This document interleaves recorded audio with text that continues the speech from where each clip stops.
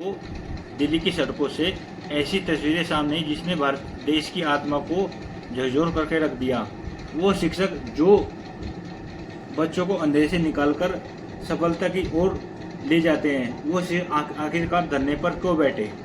वो सारे सवाल है जिनका सवाल इस वीडियो में देने की कोशिश करेंगे आज हम।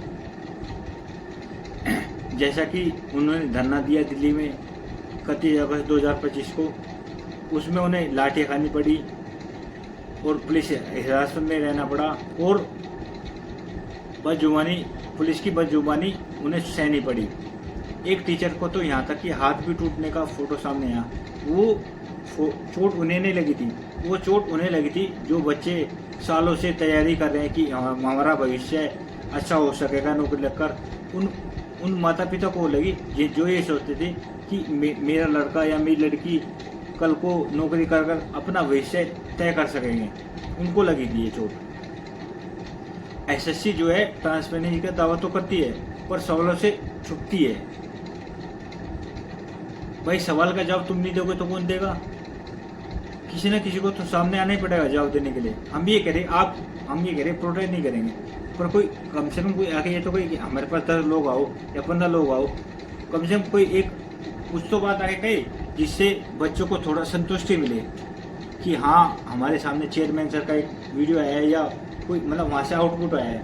अब प्रोटेस्ट तुम करते रहो, एक कर चुके 31 अगस्त को, अब 6 तारीख को दिल्ली चलो। अब इन चीज़ों से होगा क्या?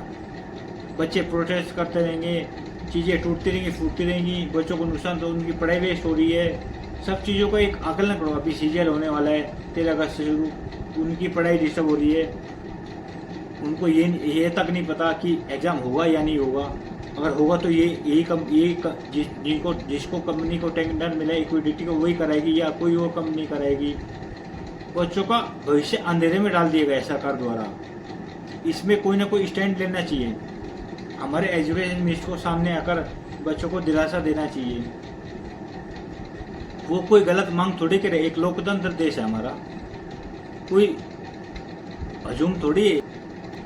अपकमिंग साल में इतने एग्जाम्स बाकी है, एसएससी के मेन एग्जाम्स बाकी है, सब में ये देखना है कि अगर इक्विटी कराती है तो उनके पास प्रॉपर इंफ्रास्ट्रक्चर नहीं है, कोई एग्जाम सेंटर नहीं है रंग का, कहीं डीजे बज रहा है तो कहीं कुछ शिकायत मिल रही है, कुछ ना कुछ किसी सेंटर पे कुछ ना कुछ दिक्कत सामने हुई है, कहीं पे इक्विपमेंट्स आर नॉट वर्किंग, जैसे कि माउस वर्क नहीं कर रहा है उनका, सर्वर लैग हो रहा है, वो सी सारी दिक्कतें उनको देखनी पड़ती है। एडमिट कार्ड, अगर जिनका एग्जाम कैंसिल हो गया है, एडमिट कार्ड आने में दिक्कत हो रही है, तो आगे एसएससी सीजीएल एग्जाम होने वाला है, उसमें अप्रोक्सीमेटली 30 लाख बच्चे एग्जाम देंगे। अब बताओ 30 लाख को तुम कैसे हैंडल करोगे? ये सवाल का जवाब कौन देगा? कोई ना कोई तो सामने एटलीस्ट बच्चों को दिलासा तो हम करेंगे, हम देंगे, हम ये करेंगे। चेयरमैन जी आए, एजुकेशन मिनिस्टर सामने है, वो रिफॉर्म्स कर सके जिससे कोई गारंटी तो हो चुके, बस वो पढ़ रहे हैं, अभी उन्हें ये तक नहीं पता हमारा एग्जाम होगा या नहीं होगा। अगर होगा तो कम से कम रिफॉर्म करे एसएससी को, जिससे उन्हें ये लगे हाँ हमारा टेंडर जो है अच्छे हाथों में गया है, अच्छे एग्जाम होंगे, हमारा सिलेक्शन होगा। और रही बात ये होती है कि इसमें स्टेप कौन उठता है? हमारे एजुकेशन मिनिस्टर उठाते कदम या हमारे एसएससी चेयरमैन जी उठाते हैं? देखने वाली बात ये हुई, क्योंकि भारत के सभी युवा जो पढ़े लिखे युवा यूपीएससी के बाद, वो सभी युवा सारे इसमें सेलेक्ट होते हैं।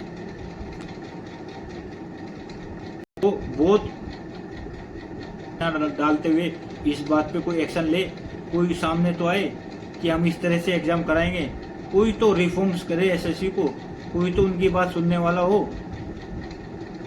ऐसा क्या है देश में? कोई नहीं है जो उनकी बात नहीं सुन रहा है, कोई तो हो। इस वीडियो में आपके सारे क्वेश्चंस को मैंने पूछने की कोशिश की है। अब मेरे चैनल को सब्सक्राइब करो, लाइक करो, शेयर करो। Thank you.